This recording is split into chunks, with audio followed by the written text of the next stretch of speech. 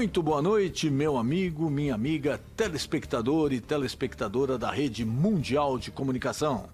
Esse é o nosso boletim semanal, direto aqui dos Estados Unidos, aquilo que foi destaque na mídia americana.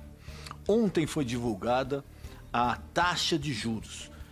O mercado aqui dos Estados Unidos, o mercado financeiro esperava, aguardava com ansiedade, não só aqui, mas no resto do mundo, e mais uma vez foi mantida a taxa de juros aqui, pela quarta vez consecutiva, entre 5,25% e 5,50% ao ano. Ela é muito elevada para os padrões americanos.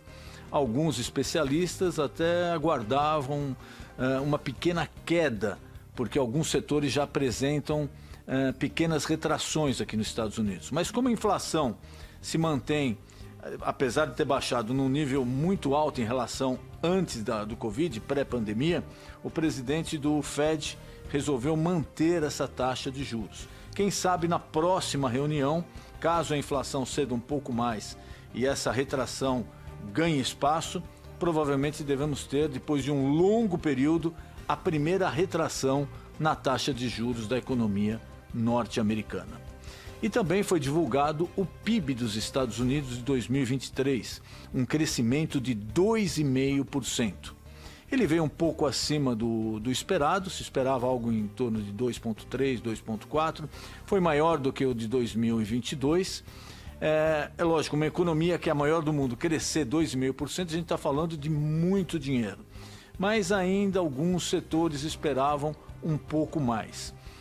Foi uma divulgação bem recebida pelo mercado. As bolsas continuam mantendo um índice elevado aqui nos Estados Unidos. O índice de desemprego continua muito baixo.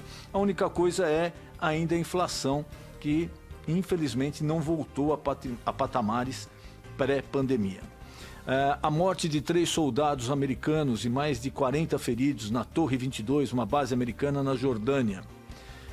Os Estados Unidos declararam, o presidente Biden já declarou, que vai haver retaliação como e quando os Estados Unidos acharem oportuno.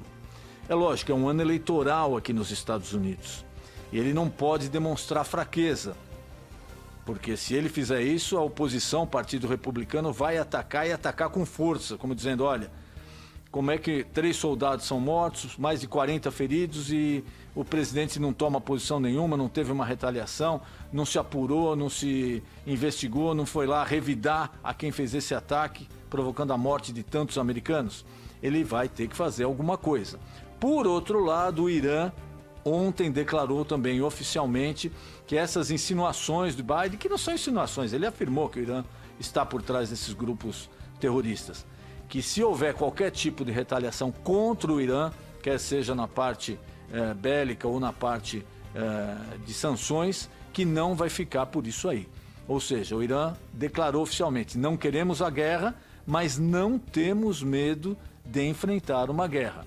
Os Estados Unidos acabam sendo dragados para essa guerra no Oriente Médio, vamos assim dizer, do Hamas, Israel, Gaza, etc., que até então estava se tentando uma composição, mas com o ataque dos Houthis e agora ataques a bases americanas, querendo ou não, os Estados Unidos vão ter uma participação mais pesada e mais direta em todos esses envolvimentos do Oriente Médio. E por falar em Israel, Hamas, Gaza, agora parece que efetivamente está sendo costurado um acordo em 3 etapas que visa um cessar-fogo temporário e a liberação ainda de 100 reféns israelitas que ainda estão nas mãos desse grupo terrorista do Hamas. Envolvidos Estados Unidos, Reino Unido, França, Egito, etc., cada um para fazer cumprir, tanto Israel cumprir sua parte, como também o Hamas cumprir a sua parte. Mas o objetivo principal desse cessar-fogo é a libertação desses 100 reféns israelitas que ainda se encontram nas mãos do grupo terrorista Hamas. O Reino Unido chegou até a sugerir que para um final de guerra seria viável reconhecimento por parte dele ou da ONU de um Estado palestino. Mas aí é um assunto ainda muito mais demorado e muito mais delicado. Denis Munhoz, direto dos Estados Unidos, para os telespectadores da Rede Mundial de Comunicação.